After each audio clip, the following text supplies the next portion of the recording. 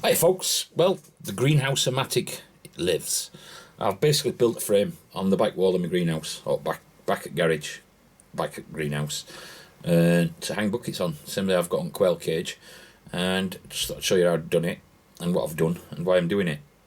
The reason why is because I'm hoping to have some salad stuff ready, and for that to go on that wall and give me food over winter. Salad, expensive in winter here. So if I can have some plants that are pretty mature, they'll not grow over winter, but I should be able to harvest them over winter. They're not going to go to seed or whatever, in theory.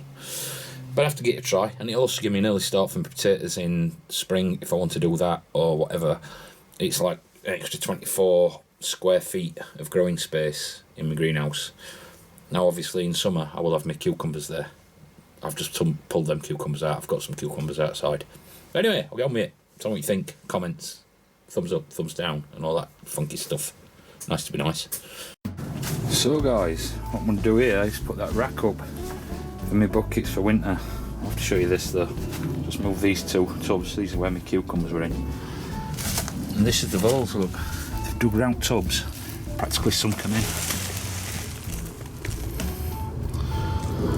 So I've got to fill that in as best I can and reset these, but you can see all that green stuff down there. That's where they're eating. Buggers all the way along that back wall. Right then, move them. So what I'm going to do, I'm going to put another piece across, and then I'm going to have 3 uprights. One in the middle, one on far right, one on far left, and then I'll build my rack up from that. I need, if I'm going to get the same 24 buckets on, I need 5. So that's the plan. I think buckets up. Yeah, I'll have to look how high I go. I'll have a play around with measurements. I don't want the first bucket sitting on top of that, but this piece will probably be at that level.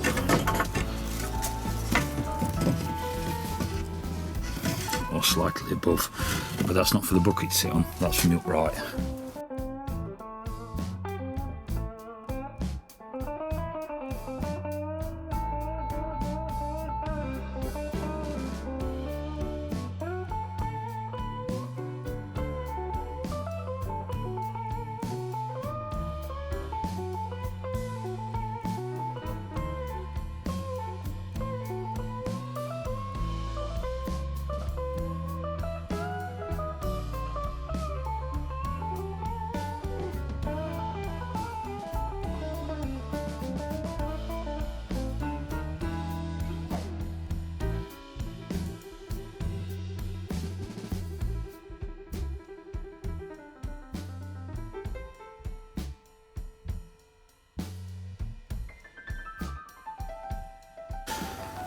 So that's basic frame.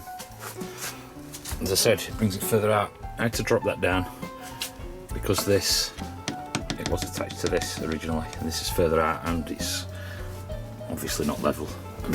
That doesn't really matter, but that's level. So what I've got to do now, I'll work out where I'm going to put my first one, which I think will be about the same height as that. I'll take my measurement from the Spud-O-Matic, the original one, and then just cut off spacer and space it in the middle. Screw, screw, screw. I might get 5 row of 4 buckets on. That 2 metres there is exactly the same width as the quail house, so I should get 6 buckets a row. These won't be as wet or kept as wet as the ones on Spud-O-Matic. I will have to water these by hand, but they won't need a lot of water because these are for winter stuff or late autumn winter stuff to keep going while over winter, if you know what I mean. And hopefully I'll be able to pick lettuce some of the bits and pieces into the end plate. Got to sow some carrots in them, but I'll get on with it. Right, I've got my wood. I've evened all ends up. That's my spacer, which is 32 centimetres. Obviously it depends on depth of buckets, which that corresponds to mine. And what I'm going to do, I'm going to mark that from there and put a line down it, and then I can use that line as a reference for bringing them all up, if you know what I mean, but I'll show you.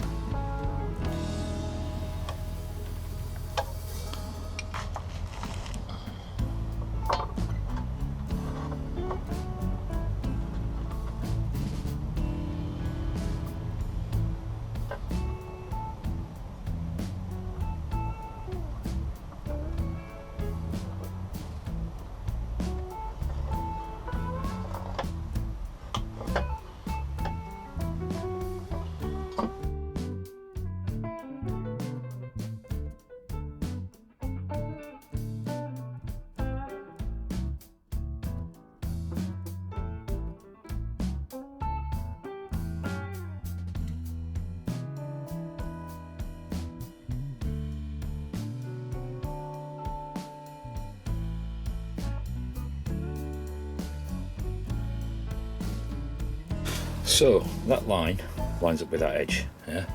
And all I've done is line my block up to each side and then put my line outside of that.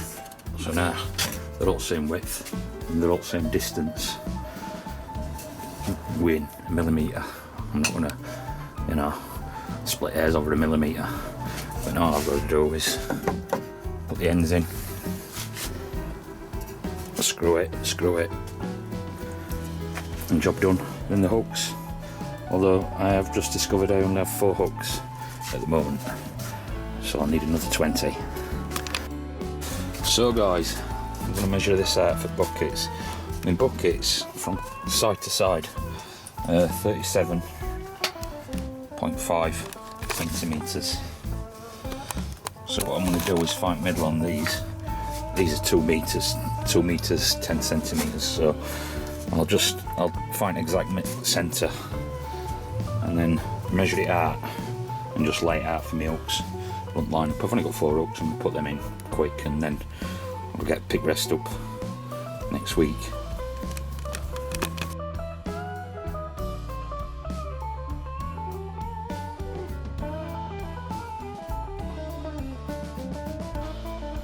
I'm just going to screw a screw in to start them, the hooks.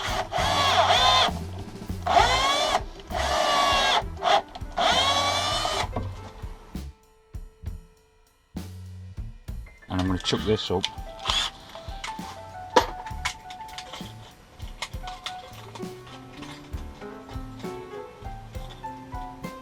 I'm chucking my drill up with that. It's just an hook, yeah. Put it on.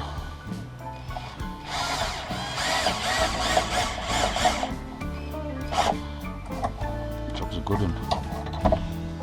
Quicker than last time.